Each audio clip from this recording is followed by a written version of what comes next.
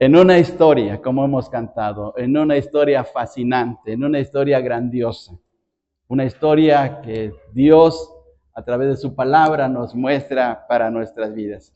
Mantengamos abiertas nuestras Biblias, hermanos, en 2 Samuel, capítulo 9.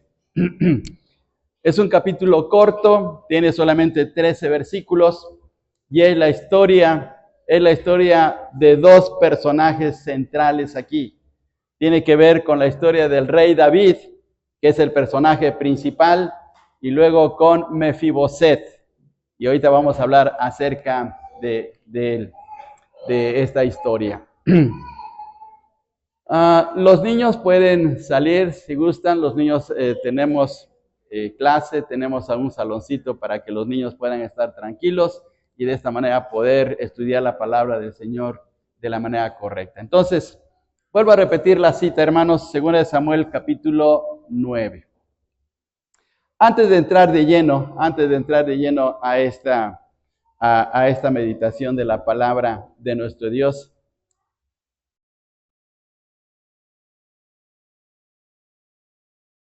hace unas semanas estaba viendo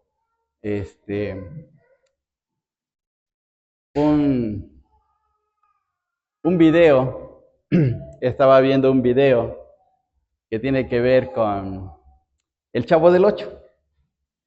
Me gusta el Chavo del Ocho. Y es una cosa increíble porque el Chavo del Ocho se ve aún todavía en Sudamérica, Bolivia, Argentina, Chile, Perú, Ecuador. Se siguen viendo el Chavo del Ocho. Pero estaba viendo ese video de esa serie. Y resulta que en la trama, toda la gente que vive en la vecindad se van a Acapulco. Se van a Acapulco. Y el único que se queda en la vecindad es el chavo. Y él se queda solito. Se queda triste. Y en eso entra el señor Barriga a cobrar la renta. Y le dice al chavo, ¿a dónde están todos? ¿Todos se fueron?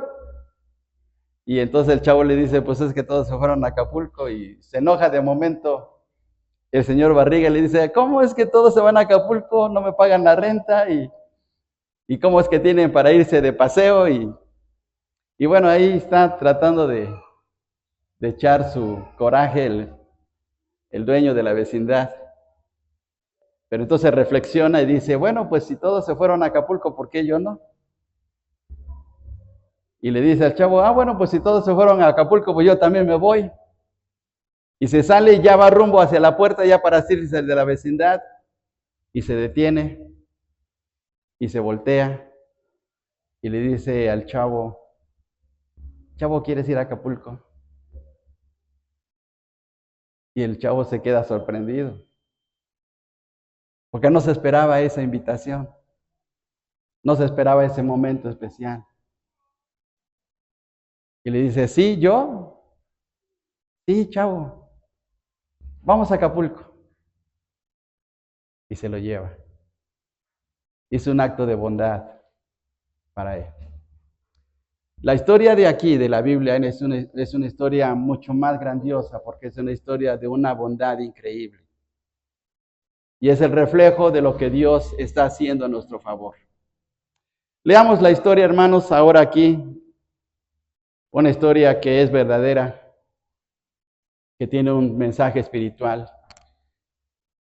Según Samuel capítulo 9, y ahí en sus lugares, hermanos, con reverencia en la palabra del Señor, vamos a leer en forma alternada. Y cuando lleguemos al versículo 13 nos unimos todos. Es un capítulo corto y dice así. Dijo David, ¿ha quedado alguno de la casa de Saúl a quien haga yo misericordia por amor de Jonatán?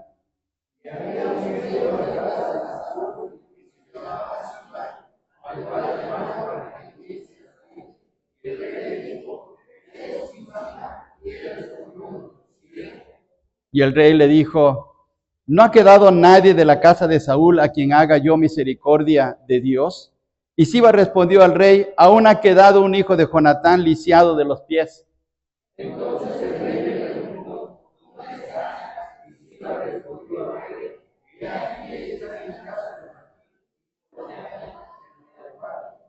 Entonces envió el rey David y le trajo de la casa de Maquir, hijo de Amiel de Lodebar.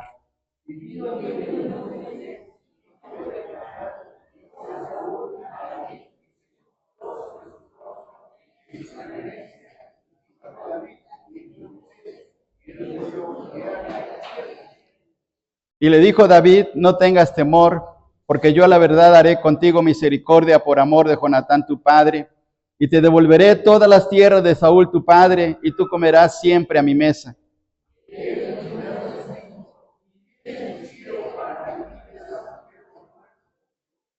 Entonces el rey llamó a Siba, siervo de Saúl, y le dijo, todo lo que fue de Saúl y de toda su casa, yo lo he dado al hijo de tu señor.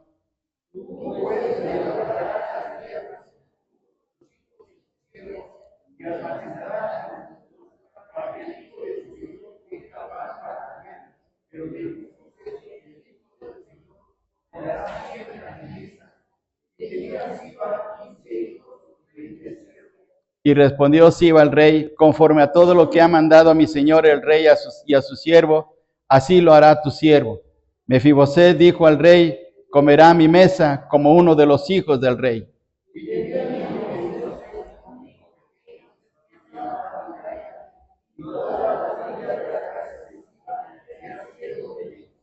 Juntos, y moraba Mefiboset en Jerusalén, porque comía siempre a la mesa del rey y estaba lisiado de ambos pies. En este pasaje, hermanos, encontramos 3 veces la palabra misericordia. 3 veces la palabra misericordia, dicha por David. Veamos, por ejemplo, en el versículo 1, dice, dijo David, ¿ha quedado alguno de la casa de Saúl a quien haga yo misericordia por amor de Jonatán? Esta historia es una historia grandiosa, hermanos, por el hecho de que si tomamos en cuenta el contexto histórico de lo que pasaba en ese tiempo en el Antiguo Testamento, cuando subía un rey al trono y que desplazaba a otro rey, y que en un momento dado ese rey incluso había sido enemigo del rey que subía al trono, pues toda su familia, toda la familia del antiguo rey era borrada. Era asesinada, era perseguida, era expatriada en un momento dado. Se borraba el antiguo reinado o la familia que estaba antes en el poder. Así era en la antigüedad. Podemos verlo en el imperio romano, podemos verlo en el imperio griego, podemos verlo en el imperio persa. Y cada vez que estudiamos la historia y vemos cómo eran los reyes, muchas veces ellos exterminaban a las familias de reyes opositores para evitar problemas o conflictos o sediciones en el futuro. Saúl había tenido una actitud maligna contra David. Lo había perseguido, lo había hecho sufrir. Situaciones muy graves había pasado David a causa de Saúl, a pesar de que él era también su familiar porque era su yerno. Pero David mantuvo una actitud correcta ante Saúl. ¿Podía David en un momento dado acabar con toda la familia?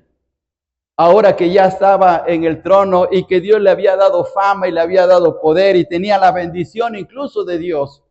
Podía haber hecho esto, pero no lo hizo. Había hecho un pacto muy especial con su amigo Jonatán. Le había jurado que si él subía al trono, y que también Jonatán le había pedido que si subía al trono, no borrara a su familia, a la familia de Jonatán. Y podemos verlo, hermanos, en 1 Samuel capítulo 20, versículo 15. Les invito a que vayamos a este pasaje para que nos demos cuenta de lo que dice la Escritura. En el capítulo 20 de 1 Samuel, versículo 15, dice de la siguiente manera, y no apartarás tu misericordia de mi casa. Aquí está hablando Jonatán. Y no apartarás tu misericordia de mi casa para siempre. Cuando Jehová haya cortado uno por uno los enemigos de David de la tierra, no dejes. Miren la súplica de Jonatán. no dejes que el nombre de Jonatán sea quitado de la casa de David. Entonces, en ese pacto que hizo David y Jonatán, en ese momento especial, eso lo recordaba en su corazón David. Y por eso cuando leemos aquí en 2 Samuel capítulo 9, versículo 1, él ya estando en el trono, ya siendo un rey bien afirmado, con la bendición de Dios y habiendo dominado a reinos que estaban alrededor de Israel y que había obtenido sus riquezas, ahora se acuerda de ese pacto. Y en el versículo 1, volviendo otra vez al capítulo 9 de 2 Samuel, en el versículo 1 dice, ¿ha quedado alguno de la casa de Saúl? Se está acordando David de ese pacto, se está acordando de lo que había hecho con Jonatán. Y entonces pregunta si ha quedado alguien, porque había muerto Saúl, habían muerto sus hijos en la guerra. Posiblemente David pensaba que habían sido exterminados la familia y por eso se pregunta si hay todavía alguien que queda de esta familia, porque David tenía un amor muy especial por su amigo Jonatán. Y entonces veamos la pregunta, ¿ha quedado alguno de la casa de Saúl a quien haga yo misericordia por amor de Jonatán? Por amor a Jonatán, por ese pacto que había hecho. David siempre fue fiel en doble sentido, fue fiel siempre a Dios, a pesar de sus errores, de sus pecados, de cosas que él hizo que no estuvieron bien. Sin embargo, su fidelidad, su entrega al Señor siempre fue notable, de tal manera que la Biblia lo describe de una manera tan grandiosa como un hombre conforme al corazón de Dios. ¿Qué corazón tenía David hacia su Dios? Y podemos verlo en el estudio de los Salmos, cómo él amaba a su Dios. Siempre está diciendo que Dios era su castillo, que era su refugio, que era su escudo, que era su amparo. Y constantemente está diciendo mi Dios, mi amparo, mi refugio, porque él siempre deseaba que Dios estuviese a su lado. Pero también David fue fiel hacia sus amigos, aquellos que le brindaron su amistad, aquellos que fueron fieles a David, David les correspondió de la misma manera. Y aquí está el ejemplo. David se acordaba de su amigo Jonatán, que aun cuando ya no estaba vivo, que había muerto en el campo de batalla contra los filisteos, ahora recordaba de él y el pacto que había hecho.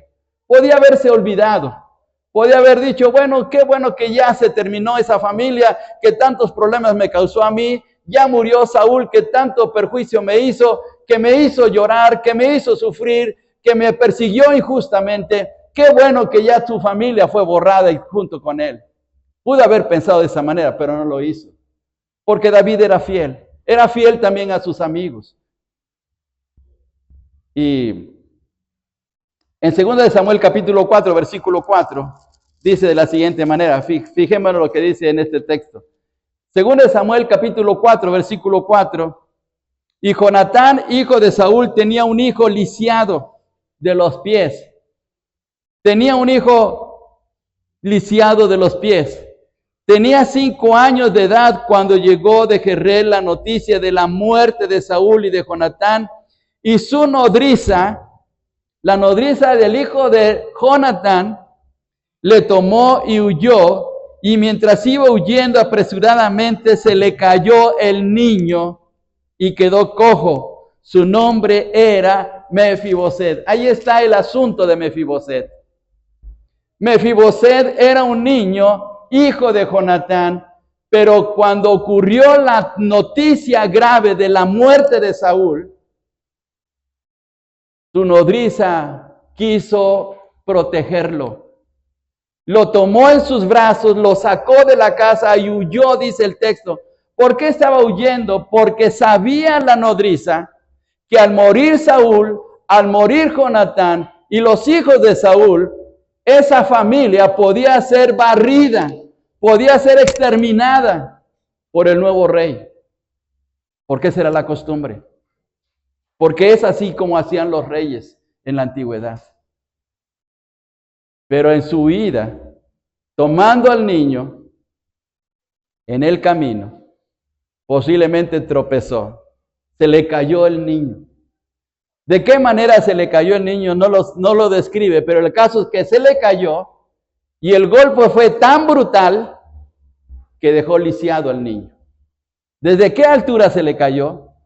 ¿Sobre qué cayó? No lo dice la Escritura, pero se le rompieron los huesos de sus piernas. Imagínense el golpe tan tremendo que se llevó ese niño, que quedó lisiado. Y así quedó. Para ese tiempo, el quedar lisiado era una situación sumamente grave, porque le iba a impedir trabajar, llevar adelante su vida de la manera normal. Iba a sufrir consecuencias muy tremendas si llegaba a ser adulto. ¿De qué iba a vivir? ¿De qué iba a poder ganarse la vida? ¿Cómo iba a mantener su familia? Aún así, nos damos cuenta en el texto que leímos en 2 Samuel capítulo 9, en el versículo 12 dice que incluso tenía un hijo, Mefiboset. Veamos en el versículo 12, dice, y tenía Mefiboset un hijo pequeño que se llamaba Micaía. Llegó a casarse, pues aquí dice el texto que tenía un hijo, posiblemente sí se casó. Pero ¿cómo podía llevar adelante su familia? No lo sabemos. Ahora, hay una descripción más todavía acerca de la situación de Mefiboset. Él no tenía casa. Él no tenía casa, porque veamos con quién estaba viviendo. Dice en el versículo, vamos al versículo 4. Entonces el rey preguntó, ¿dónde está Mefiboset? Y dice en el versículo 4, y Siba respondió al rey, he aquí que está en casa, pero no en su casa, en casa de Maquir, hijo de Amiel, en Lodebar. Estaba viviendo en la casa de una persona que se llamaba Maquir. ¿Qué relación familiar tenía? No nos dice el texto. ¿Era su primo? ¿Era su tío? ¿Era su familiar? No lo dice. ¿Era un amigo suyo? No lo dice. Pero estaba viviendo bajo la protección de Maquir, dice el texto. Aquí nos hace ver que entonces él no tenía propiedades. Él no tenía lugar donde vivir, le estaban dando la cobertura, le estaban dando el hospedaje en la casa de este hombre. Él no tenía nada y posiblemente estaba viviendo aquí con Maquir por el hecho de estarse escondiendo del rey David. ¿Por qué se estaba escondiendo del rey David? Porque sabía Mefiboset que su abuelo Saúl había sido malo con el rey David. Tal vez Mefiboset no conocía toda la historia que había entre Jonatán y David. Tal vez no le habían contado de la relación tan especial que había de amistad entre Jonatán y David, y por eso se estaba escondiendo. Y la ciudad de Lodebar era una ciudad muy alejada de Jerusalén, en el norte, casi cerca del Monte Carmelo, casi cerca del mar Mediterráneo. Estaba muy alejado. ¿Por qué? Porque se estaba escondiendo. Pero qué situación tan difícil. Para este momento ya era un adulto. En el texto que leímos de 2 Samuel, capítulo 4, versículo 4, dice que a los 5 años quedó lisiado. ¿Cuántos años habían pasado? Porque ya en este momento tenía un hijo. Posiblemente tenía 40 años. 50 años, no lo sabemos, pero ya era una persona adulta y estaba dependiendo de este hombre. Cuando David recuerda el pacto que había hecho con su amigo Jonatán, y entonces pregunta a sus súbditos, quién sabe acerca de si Jonatán le había quedado algún descendiente. Y resulta que un siervo de Saúl, un hombre que servía en la corte de Saúl, que se llamaba Siba, conocía a Mefiboset. Y veamos por favor, hermanos, en el versículo 2. Dice, y había un siervo de la casa de Saúl que se llamaba Siba, al cual llamaron para que viniese a David, Lo llamaron para que él pudiera contarles acerca de esta situación. Y el rey le dijo, ¿eres tú Siba? Y él respondió, tu siervo. Y el rey le dijo, David le preguntó a Siba, ¿no ha quedado nadie de la casa de Saúl a quien haga yo misericordia de Dios? Veamos otra vez la palabra misericordia por segunda vez. Mira, Siba, estoy buscando un descendiente de Jonatán. ¿Conoces a alguien? Le pregunta así el rey David. Y entonces Siba le dice, sí, ha quedado un hijo de Jonatán. Pero mira, rey, ¿para qué te preocupas? ¿Para qué quieres tenerlo? Miren lo que le dice Siba. Parece como si fuera un chismoso. Porque miren la manera como le dice en el versículo 3. Aún ha quedado un hijo de Jonatán. Pero miren lo que le agrega. Pero está lisiado de los pies. ¿De qué te va a servir? No te sirve como un guerrero. No te sirve para que esté en la corte. No te sirve para que te sirva en algo. No puede trabajar. Mejor déjalo donde está. Podía pensar así de esa manera, porque la manera de cómo está hablando Siba, no lo está diciendo de una manera entusiasta. No está diciendo, sí, rey, mira, David, ahí está el hijo de tu amigo Jonatán, ve a buscarlo. No, lo está diciendo de una manera pesimista. Sí, ha quedado uno, pero mira, está lisiado, ni te preocupes por él. Mire qué situación tan tremenda para el pobre de Mefiboset. Tenía sobre su vida el estigma, la marca, la señal de una familia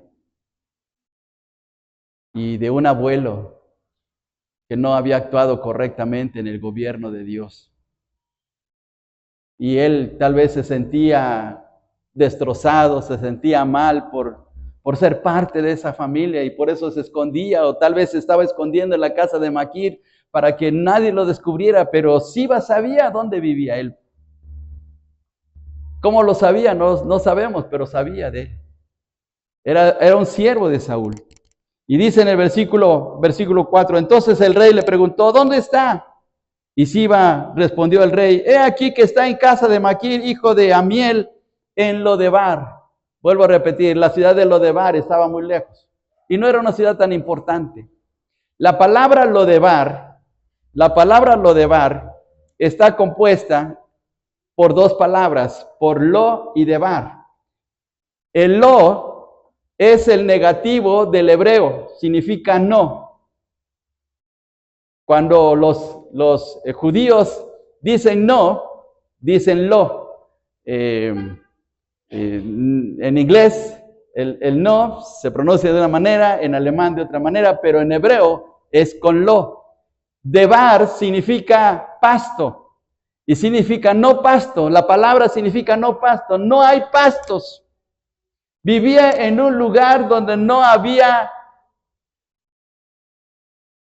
cosechas, no había una tierra fructífera, no era una tierra agradable. Y eso demostraba la condición del corazón de Mefiboset. Mefiboset vivía en una situación de angustia, de desamparo, de estar en una incertidumbre de qué va a ser de mi vida. Y lo reflejaba en esa ciudad, una ciudad sin pasto, una ciudad donde no hay comida, en una ciudad o en un lugar en donde no hay donde poder progresar. Y así se sentía el pobre de Mefiboset. Qué situación para este pobre hombre. Ser de la familia de un rey que había hecho estragos, que había rechazado la voluntad de Dios, que había terminado su vida asesinando 80 sacerdotes en Nob y había consultado a una bruja para poder buscar la respuesta para su corazón. Qué triste situación cuando pudo haber cambiado la historia, donde pudo haber llegado a ser el rey más importante de Israel, el hombre piadoso, el hombre que era el conforme al corazón de Dios en lugar de David, pero no lo hizo Saúl. Y tuvo la oportunidad de hacerlo. Y Saúl cometió graves errores y terminó suicidándose. ¿Qué pensamientos tal vez pasaban por la mente de Mefiboset? ¿Qué me va a pasar a mí? ¿Qué va a ser de mi familia? ¿Qué va a ser de mi futuro? Y le daba vueltas en su corazón, en su mente, el pensar qué iba a suceder cada día y tal vez el temor, la angustia le embargaba semana tras semana al pensar que un día, el día menos pensado, iba a ser descubierto. Y así ocurrió, fue descubierto. Porque Siba dijo al rey, vive en Lodebar. Y entonces veamos, hermanos, en el versículo 5. Entonces envió el rey David y le trajo de la casa de Maquir, hijo de Amiel, de Lodebar. Entonces el rey David envió a sus soldados, envió a su comitiva por Mefiboset. Imagínense la impresión que se llevó Mefiboset cuando vio los soldados del rey David. Llegaron a la casa de Maquir y tocaron. Y preguntaron, ¿está aquí Mefiboset? Y Mefiboset se ha de ver llenado de temor. ¿Qué me van a hacer ahora? Ya me han descubierto. ¿Qué va a pasar de mi vida? ¿Qué va a pasar con mi familia? Porque tenía familia, como ya vimos que tenía un hijo. Y tal vez él pensó, me van a llevar con David, me van a cortar la cabeza. Eso es lo que me espera. De seguro que había mucha angustia en él. ¿Y por qué sabemos que tenía mucha angustia? Porque miremos las palabras que le dice David cuando llegó ante él. Veamos por favor en el versículo 6. Y vino Mefiboset, hijo de Jonatán, hijo de Saúl, a David, y se postró sobre su rostro e hizo reverencia. Y dijo David, Mefiboset. Y él respondió, he aquí tu siervo. Y por favor, veamos versículo 7. Y le dijo David, no tengas ¿qué cosa? ¿Por qué le dijo no tengas temor? Porque lo tenía. Porque llegó temblando. Porque estaba haciendo reverencia, pero su cuerpo se estremecía temblando de que en un momento dado el rey diera la orden, llévenselo a la prisión, llévenselo al paredón, córtenle la cabeza, porque no quiero ver a este hombre que es descendiente de Saúl. Podía haber pensado así Mefiboset. Y mire, la manera que él se consideraba a sí mismo era de baja estima. Fíjense bien, hermanos, en el versículo 8 lo que dice Mefiboset. Inclinándose dijo, ¿quién es tu siervo para que mires a un perro muerto como yo? No solamente se compara a un perro, sino a un perro muerto. De por sí el hecho de ya pensar que se consideraba como un perro ya era despreciable. Pero un perro muerto, hermanos, un perro muerto es un perro apestoso. Es un perro que huele mal. Y sabemos, hermanos, cómo huelen los perros cuando se dejan en la calle. ¿Sí? Aquí hace años, hermanos, hace años cuando apenas se estaba levantando la iglesia, de este lado había montones de tierra, hermanos. Ustedes se acuerdan cómo era aquí, los que vivieron en esta colonia, cómo era aquí, hermanos, lleno de tierra, y por acá venían a dejar los perros muertos, y se metía al antiguo templo el olor, y olía feo. Y Mefiboset se está considerando así. Los psicólogos hablan acerca de que debemos tener nuestra estima siempre en alto, pero miramos a Mefiboset, está en ruina psicológicamente. Soy un perro muerto, no significo nada, no valgo nada, no soy nada. ¿Por qué me vienes? ¿Por qué me hiciste venir aquí a tu palacio, rey? Si no significo nada para ti. Pero mire, aquí está la gran lección de la Biblia. La gran lección que a través de toda la Biblia Dios nos da. Que aún lo menospreciado y lo vil del mundo, Dios tiene su amor presente para cada uno de nosotros. No importa hasta dónde hemos llegado en nuestra vida, Dios siempre está dispuesto a amarnos, profunda y desinteresadamente. Por eso dice, hermanos, el apóstol Pablo, y veamos en 1 de Corintios capítulo 1, por favor, hermanos. En 1 de Corintios capítulo 1. Vayamos ahora hasta el Nuevo Testamento para que veamos la grandeza de nuestro Dios. 1 de Corintios capítulo 1. Dice versículo 26. Pues mirad, hermanos, vuestra vocación, que no sois muchos sabios según la carne, ni muchos poderosos, ni muchos nobles, sino que lo necio del mundo escogió Dios para avergonzar a los sabios, y lo débil del mundo escogió Dios para avergonzar a lo fuerte, y lo vil del mundo y lo menospreciado escogió Dios, y lo que no es para deshacer lo que es. Note, por favor, el verbo escogió. 3 veces aparece el verbo escoger. Versículo 27, que lo necio del mundo escogió Dios. Ahí mismo en el versículo 27 dice que lo débil del mundo escogió Dios. Versículo 28, y lo vil del mundo y lo menospreciado escogió Dios. Dios nos escogió.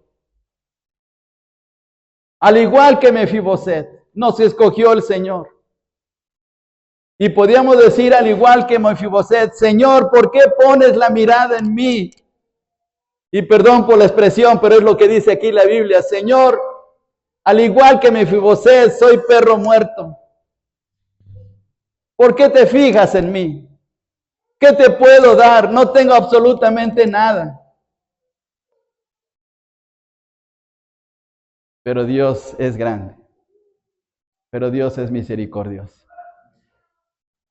Tal vez a los ojos de los hombres nos creemos y decimos, no, yo soy esto, yo soy lo otro, y mira, yo he logrado tanto. A los ojos de Dios no. A los ojos de Dios es totalmente diferente.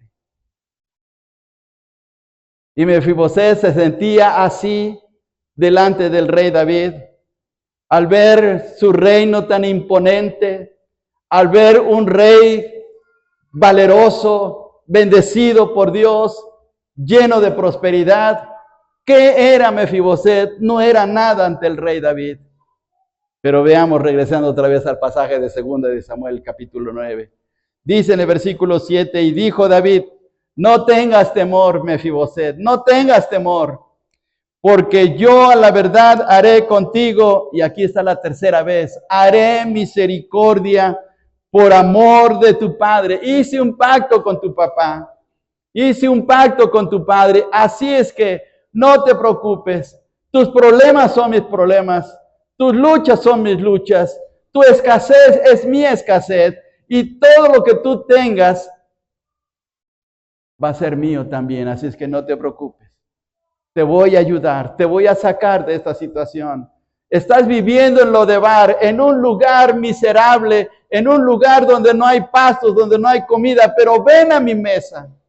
Mire lo que le dice David. Haré misericordia por amor de Jonatán y te volveré todas las tierras de Saúl tu padre y tú comerás siempre a mi mesa. Mire qué bendición tan grande. La misericordia en la Biblia es la acción amorosa de ayudar al caído, al que está pasando por situaciones angustiosas, por aquel que no merece nuestra ayuda. Es la compasión que se tiene por aquel que ha fracasado, que se siente derrotado, que está en una situación caída. La demostración de cariño, de amor, de bondad, de favor hacia esa persona se le llama misericordia. En un sentido social o humano podríamos pensar, Mefiboset ni valía nada, ni merecía nada. Si yo hubiera sido David, me hubiera olvidado de Mefiboset. Hay que se las arregle él. Que viva su vida como sea. ¿Por qué me voy a estar preocupando por alguien que ni es de mi familia? Pero qué bueno que David no pensó igual que yo. Y qué bueno que Dios no piensa igual que nosotros. Porque Dios actúa siempre en misericordia en nuestras vidas.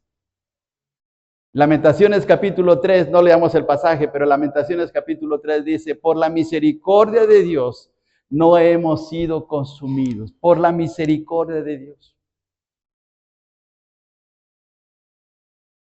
Porque así como Mefiboset, viviendo en situaciones tan precarias, tan difíciles, tan lamentables, Dios tuvo compasión de nosotros y vino a recogernos para darnos una posición muy especial. Y miremos por favor el Salmo 113. Vayamos a nuestras Biblias en el Salmo 13 para que veamos la misericordia de Dios en acción.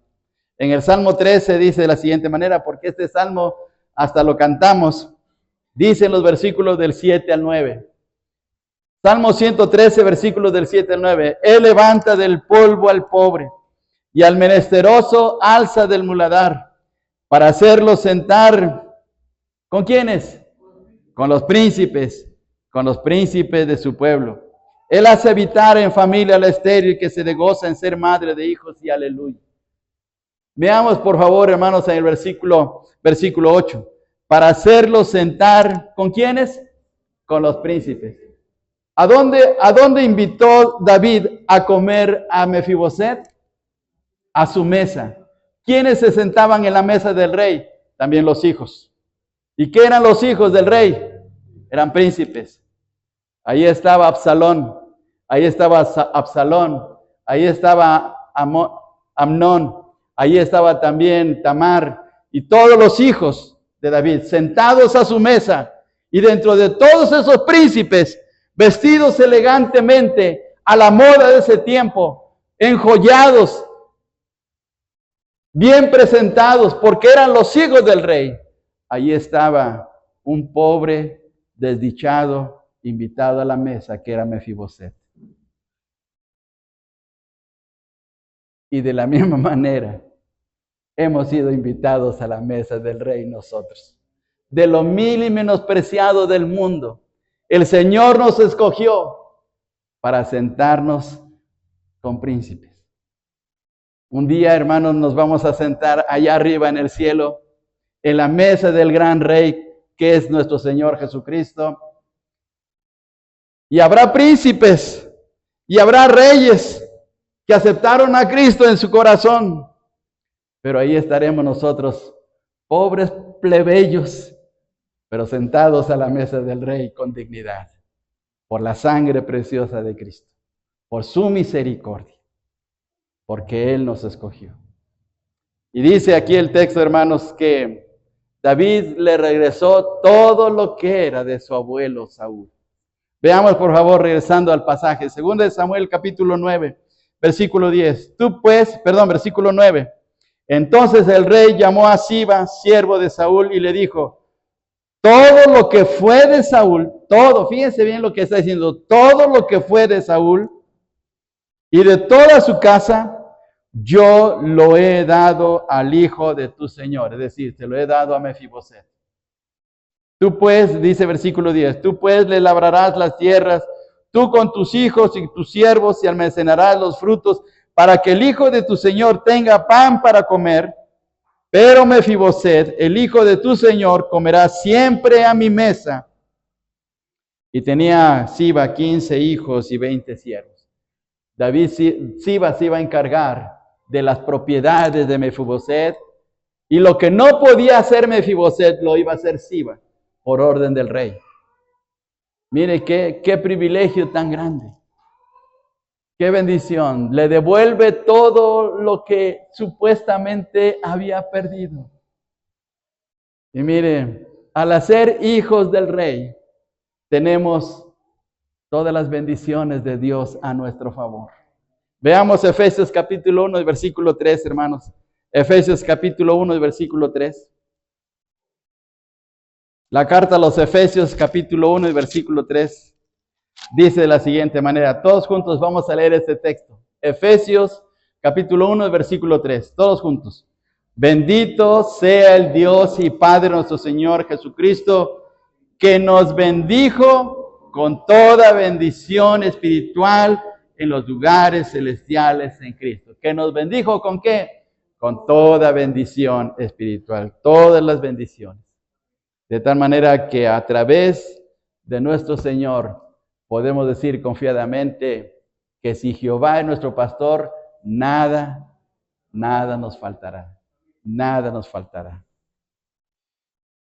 En nuestra versión Reina Valera dice, Jehová es mi pastor y nada me faltará.